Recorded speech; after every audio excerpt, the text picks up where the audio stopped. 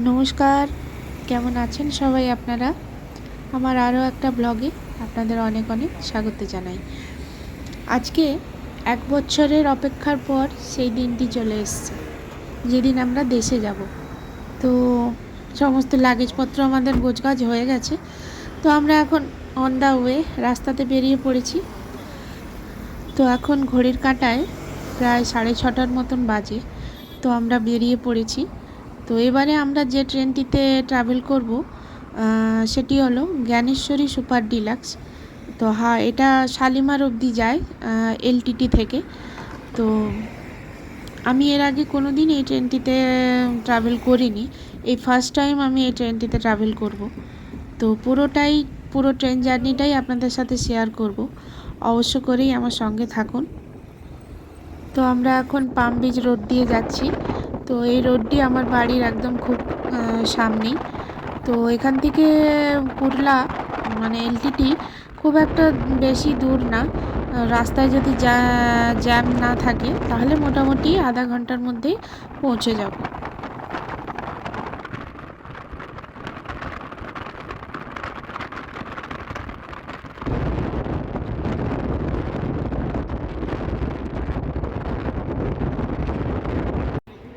আমরা চলে এসেছি লোকমান্য তিলক টার্মিনাল রেলওয়ে স্টেশনে। ট্রেন ঢুকতে এখনও বেশ কিছুটা সময় বাকি আছে। তো আমরা টাইমের অনেক আগেই চলে এসেছি। তো আমার হাজব্যান্ড লাগেজগুলোকে নামাচ্ছে সব এক এক করে। তারপরে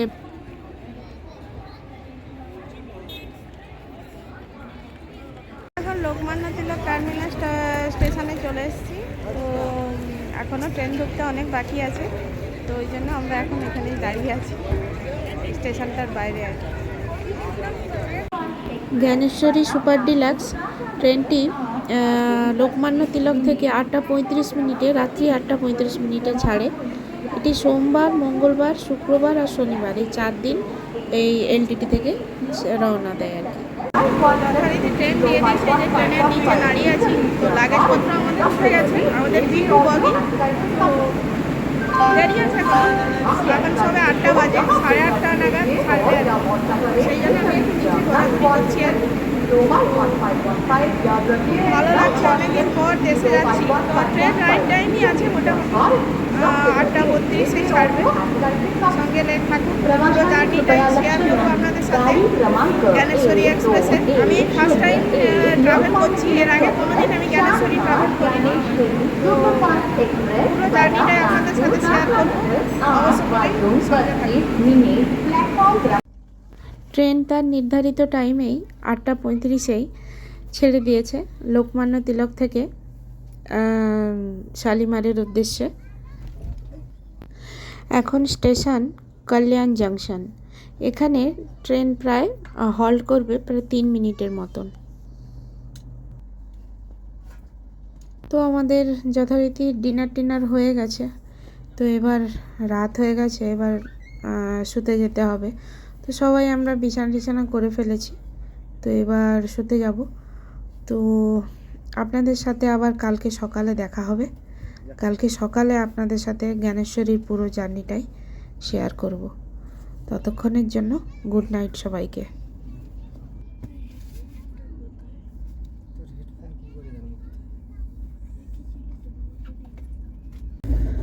গুড মর্নিং সবাইকে। তো ট্রেনে আরও একটা সকাল। এখন ঘড়িতে প্রায় 9টার মতন বাজে। তো এখন আমরা এই নাগপুর ডুববো করছে। ট্রেনটা মোটামুটি ভালোই যাচ্ছে। আমার ছেলে উপরে ঘুমাচ্ছে, যার জন্য মানে আমি মাথাটা নিচু করে কথা বলছি আপনাদের সাথে। তো এই সবে নাগপুর ডুববো করছে। এখন 9টা মতন বাজে আর কি। তো চলেই এসছে প্রায়। কাল থেকে এত ঠান্ডা লেগেছে, গলাটা প্রচণ্ড ভার।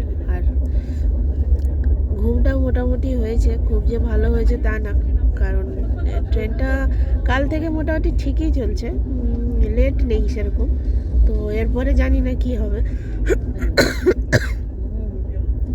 কাশি হয়ে গেছে, মানে একটানা এসিতে তো প্রচণ্ড ঠান্ডা লেগে নাক টাক জাম হয়ে গেছে আর কি, গলাটাও একদম ভরে গেছে।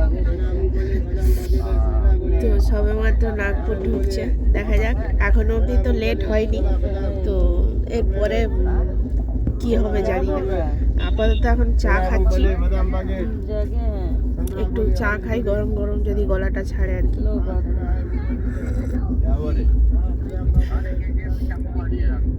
ট্রেন মোটামুটি ঠিকই যায়।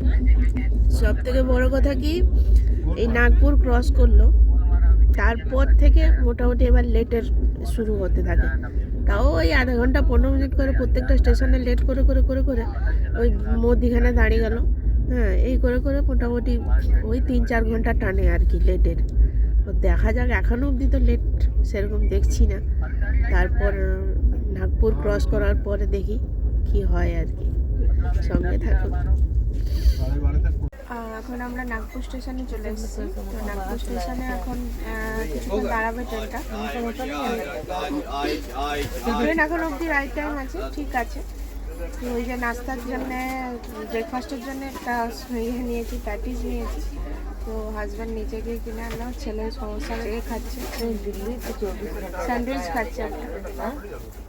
তো এখনো অবধি সব কিছু ঠিকঠাক চলছে। খাবার এখানে বলতে সেরকম কিছু পাওয়া যায় না, মোটামুটি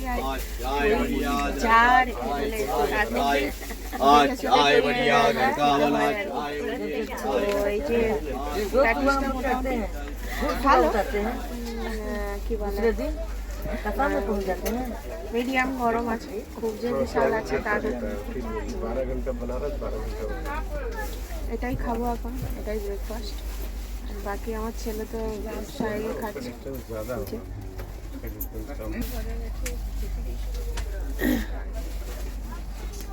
স্যান্ডউইচ খাচ্ছে। এখানে প্রায় 10 মিনিট মতন দাঁড়াবে আর কি। দেখা যাক আগে কি হয়। এখন অবধি ঠিকঠাক চলছে। আমাদের ট্রেন এখন সবেমাত্র নাগপুর স্টেশন ঢুকলো। তো এলটিটি থেকে নাগপুর অবধি 816 কিলোমিটার রান করলো আমাদের ট্রেন এখন অবধি। নাগপুর জংশনে ট্রেনের হল 5 মিনিট। 5 মিনিটের জায়গায় এখানে ট্রেন এখন 10 মিনিট দাঁড়িয়ে আছে, তো এখনও পর্যন্ত ছাড়েনি। তো নাগপুর জংশনের পরের স্টেশন হচ্ছে গন্ডিয়া জংশন, যেটা অনেকটাই এখনও। সেই জন্য এরপরে বড় স্টেশন বলতে নাগপুরের পরে গন্ডিয়া জংশনই আসবে। তাই জন্য ট্রেন থেকে সবাই নেমে পড়েছে, আর মানে যে যার মতন করে ঘোরাফেরা করছে আর জিনিসপত্র কিনছে আর কি। তো এরপরে বড় স্টেশন একবারে গন্ডিয়া জংশন।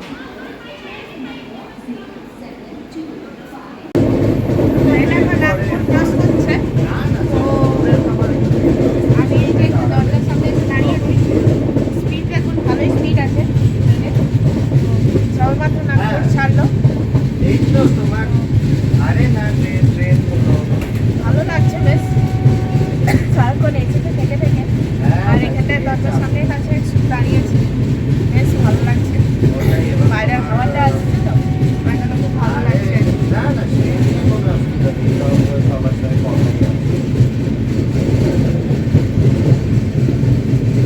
এই গন্ডিয়া জংশন হচ্ছে মহারাষ্ট্রের লাস্ট সীমানা, লাস্ট স্টেশন। তো এরপরে ছত্তিশগড় পড়ে যাচ্ছে। ছত্তিশগড়ের ফার্স্ট স্টেশন হচ্ছে দারেকসা।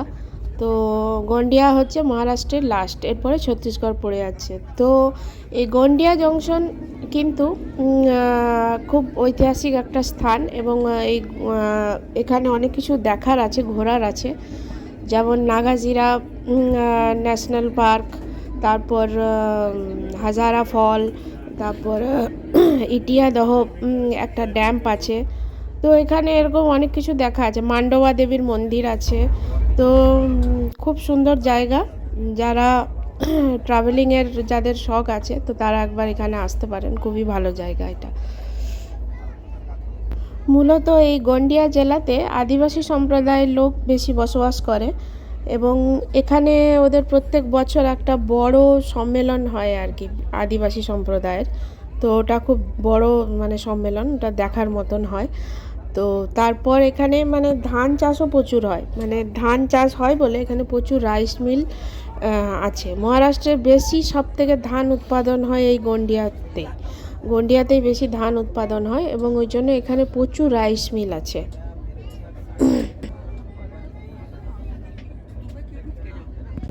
ট্রেন এখন নাগপুর ছাড়িয়ে গন্ডিয়া জংশন ডুবো করছে। তো তার আগে এই জঙ্গলের মধ্যে দিয়ে গাড়িটা যাচ্ছিল এতক্ষণ, তো এখন ওখানেই কিছুক্ষণ দাঁড়িয়েছে। এখন প্রায় 11টার মতন বাজে। তো গন্ডিয়া জংশন ডুবো করছে সবে মাত্র।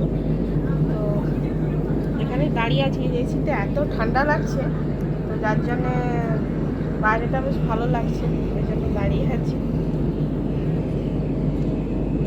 এই যে আমাদের ট্রেন দাঁড়িয়ে আছে।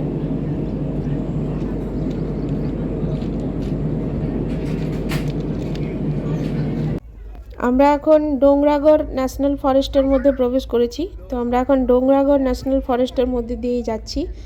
এই ডোংরাগড় ন্যাশনাল ফরেস্ট হচ্ছে ছত্তিশগড়ে। এখানে রেল ট্র্যাকটা পুরোটাই এই জঙ্গলের মধ্যে দিয়ে, এই যে ডোংরাগড় ন্যাশনাল ফরেস্টের মধ্যে দিয়ে যায়। তো পুরো ট্র্যাকটাই এই জঙ্গলের মধ্যে দিয়ে, যে দেখুন মানে দুদিকে একদম ঘন জঙ্গল একদম। এখানে বিভিন্ন প্রজাতির ওয়াইল্ড অ্যানিমেল পাওয়া যায়, তাছাড়া বিভিন্ন প্রজাতির সাপ পাওয়া যায়। প্রায় মানে 30-32 রকমের সাপ এখানে প্রজাতির পাওয়া যায়, মানে বিভিন্ন রকমের। তো এই ডোংরাগড় ন্যাশনাল ফরেস্টে এছাড়া লেপার্ড, স্পটেড ডিয়ার, হাতি, এসব তো আছেই ওয়াইল্ড অ্যানিমেল। তো এখন আমরা ডোংরাগড় ন্যাশনাল ফরেস্ট পার করছি। এখনও অবধি ট্রেন যথেষ্ট স্পিডেই আছে। তো এখনও অবধি রাইট টাইম চলছে ট্রেন, এখনও অবধি কোনো মানে লেট তো এখনও অবধি হয়নি। তারপর আগে দেখা যাক কী হয়।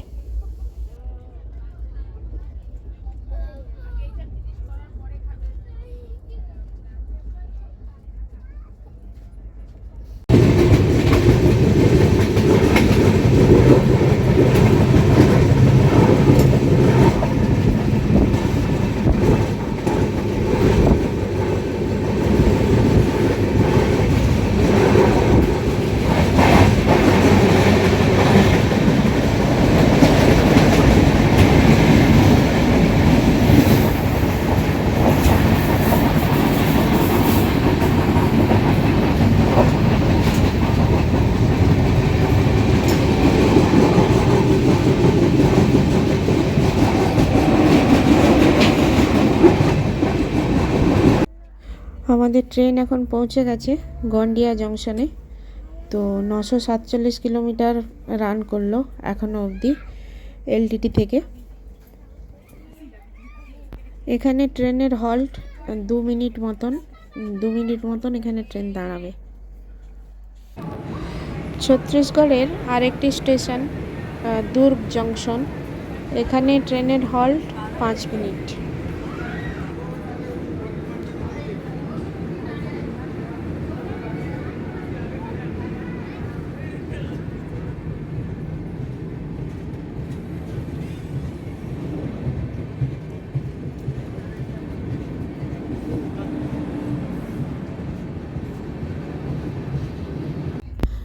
এই ট্রেনে প্যান্ট্রি কার আছে, তো খাওয়া দাওয়ার কোনো সমস্যা নেই, তো অ্যাভেলেবল খাবার পাওয়া যাচ্ছে। তো আমাদের লাঞ্চ চলে এসছে। লাঞ্চে আমরা ভাত, ডাল, একটা সবজি আর মাছ, এটাই আমরা নিয়েছি। তো যারা মাংস খেতে চান মাংসও আছে, আর যারা ডিম খেতে চান ডিমও আছে, আর এক্সট্রা করে ভাত নিতে চাইলে সেটাও দেবে। তো রুটি বা ভাত যার যেটা পছন্দ সে সেটা নিতে পারে। আর ট্রেনের খাবারের টেস্ট চিরাচরিত ওই একই রকম, খুব ভালোও না খুব মন্দও না, মোটামুটি। ট্রেন এবার বিলাসপুর জংশন ঢুকছে। তো 1230 কিলোমিটারের পথ চলে ট্রেন এখন বিলাসপুর জংশন। এলটিটি থেকে বিলাসপুর 1230 কিলোমিটারের পথ এখনও অবধি রান করলো ট্রেন। তো এখানে ট্রেনের হল্ট প্রায় 15 মিনিট মতন দাঁড়াবে। ঘড়ির কাঁটাতে 4:59, বিকেল 4:59 বাজে। এই বিলাসপুর হলো ছত্তিশগড়ের লাস্ট স্টেশন। এরপরে আমাদের ট্রেন প্রবেশ করবে আমাদের প্রতিবেশী রাজ্য উড়িষ্যাতে, যার প্রথম স্টেশন হবে ঝাড়সুগদা। এখনও অবধি ট্রেন ঠিকঠাক মতন রান করছে। তো ওই 10-15 মিনিটের মতো লেট আছে, বাকি এমনি ঠিকঠাকই আছে। তো ঘড়ির কাঁটাতে এখন বিকেল 5টার মতন বাজে। ট্রেন বিলাসপুর জংশন ছেড়ে দিল, তো আমরা এখন বিলাসপুর জংশন ছেড়ে চলে যাচ্ছি। তো এই দেখুন লাইনে কাজ হচ্ছে, যার জন্যে ট্রেন মানে প্রতিটা ট্রেন খুব লেটে লেটে যাচ্ছে। তো এই ছত্তিশগড়ে একটা লাইনের কাজ হওয়ার জন্য বিগত 2-3 বছর ধরে আমি এই লাইনে যাতায়াত করছি, তো দেখছি যে মানে প্রচণ্ড ট্রেনের লেট হচ্ছে। তার কারণ হচ্ছে এইখানে এই কাজের জন্যে, এই মানে লাইনের কাজ হচ্ছে বলেই ওই জন্য ট্রেন বেশ লেটে লেটে চলছে। তো এবারে এখনও পর্যন্ত ট্রেন সেরকম তো লেট দেখছি না, তারপরে আগে জানি না কী হবে। ঘড়িতে এখন 5টার মতন বাজে, বিকেল 5টা, 4:59 বাজে। বিলাসপুর জংশন ছেড়ে যাচ্ছে। তো ট্রেনটা কিন্তু খুব ভালোই যাচ্ছে, রাইট টাইম আছে, বেশ ভালো যাচ্ছে। আমি তো বলবো মানে আমি তো এই লাইনে অনেক ট্রেনেই গেলাম, তো এখনও অবধি ট্রেনটা বেশ ভালো যাচ্ছে। বিলাসপুরের পর থেকে ট্রেনটা ভালোই আসছিল। তো তারপরে এখন ট্রেনটা রাউরকেল্লার আগে একটা জায়গাতে একটা অজানা স্টেশনে ট্রেনটা দাঁড়িয়ে গেছে। তো অনেকক্ষণ দাঁড়িয়ে আছে, প্রায় আধা ঘন্টার উপরে ট্রেনটা দাঁড়িয়ে আছে। এখনও সিগন্যাল হয়নি, তো সিগন্যাল না পাওয়ার কারণেই তো ট্রেনটা দাঁড়িয়ে আছে এখনও। মূলত এখনও অবধি লেট তো হয়নি, তবে এবার আশা করছি লেট হবে, কারণ এখানেই ট্রেনটা প্রায় আধা ঘন্টা 45 মিনিট দাঁড়িয়ে আছে। তো এবার মনে হচ্ছে আস্তে আস্তে করে লেট করবে।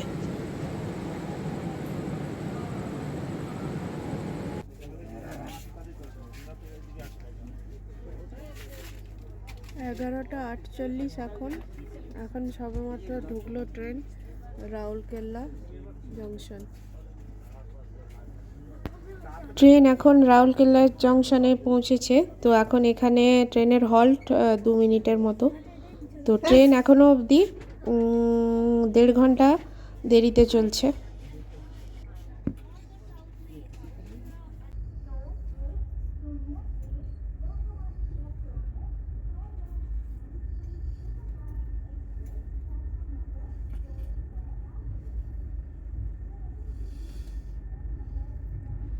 রাত্রি 3টার সময় টাটানগর স্টেশন এলো।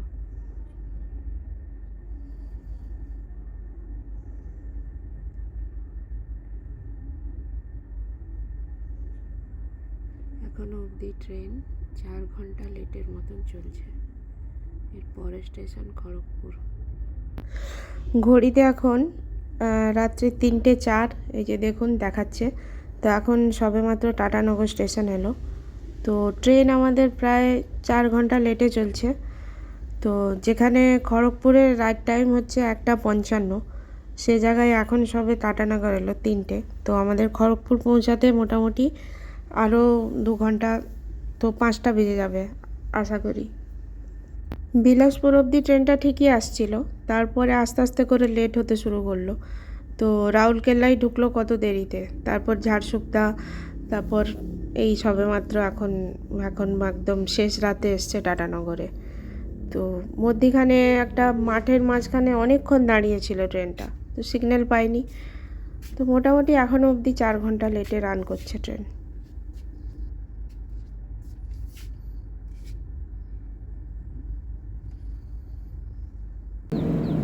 এখন ভোর 5টা বাজে। তো ট্রেন আমাদের ঢুকছে খড়গপুর স্টেশনে। 4 ঘন্টা লেটে চললো ট্রেনটা।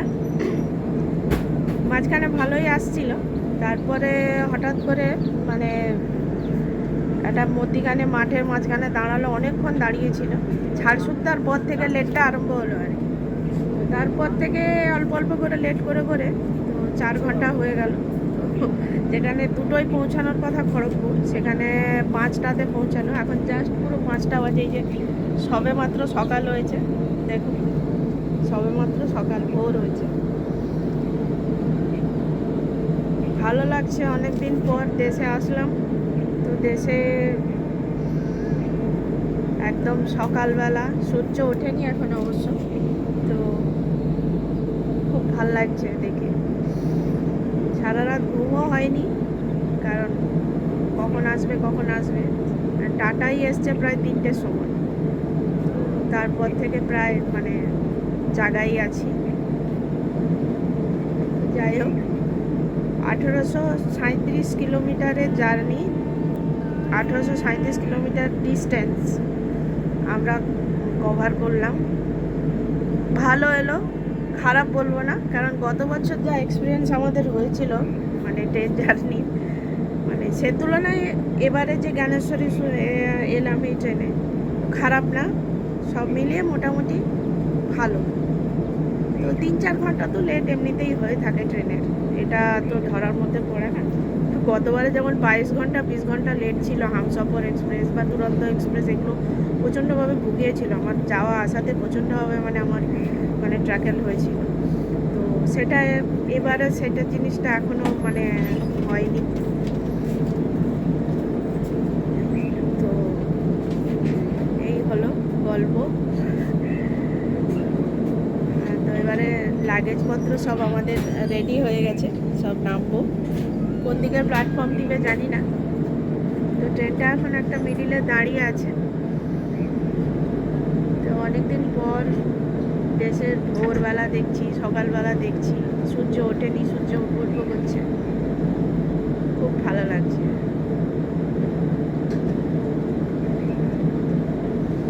বাড়ি থেকে গাড়ি আসবে আর কি নিতে।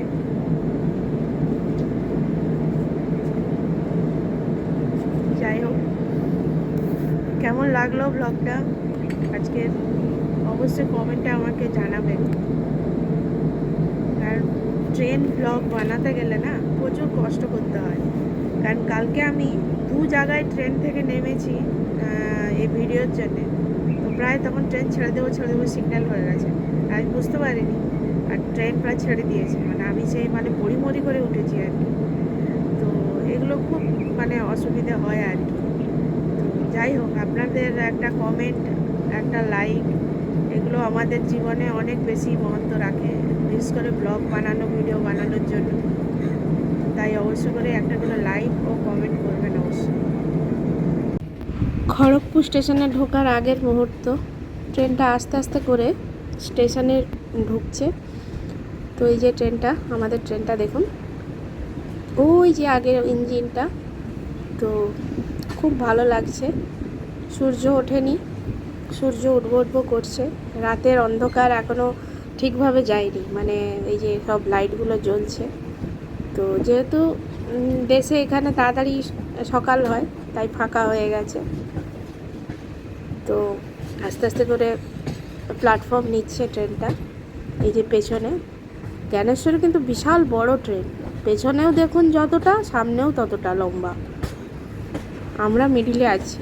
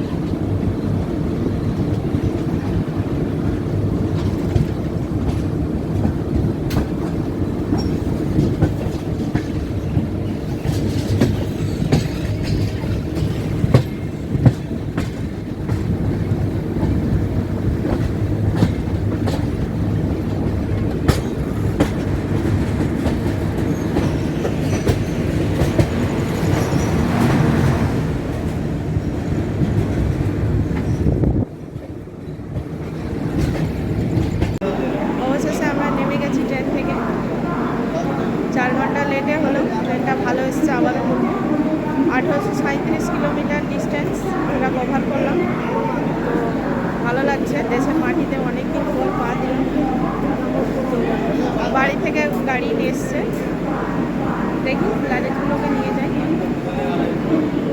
আজকের ব্লগটা যদি ভালো লেগে থাকে আপনাদের, অবশ্য করে একটা লাইক কমেন্ট শেয়ার করবেন। তো আজকে এই পর্যন্তই। তো এবার বাড়ি থেকে রওনা হব। ব্লগটা এখানেই শেষ করছি। সবাই সুস্থ থাকবেন, ভালো থাকবেন, সাবধানে থাকবেন। খুব শীঘ্রই দেখা হবে আপনাদের সাথে নতুন একটা ব্লগে। ততক্ষণ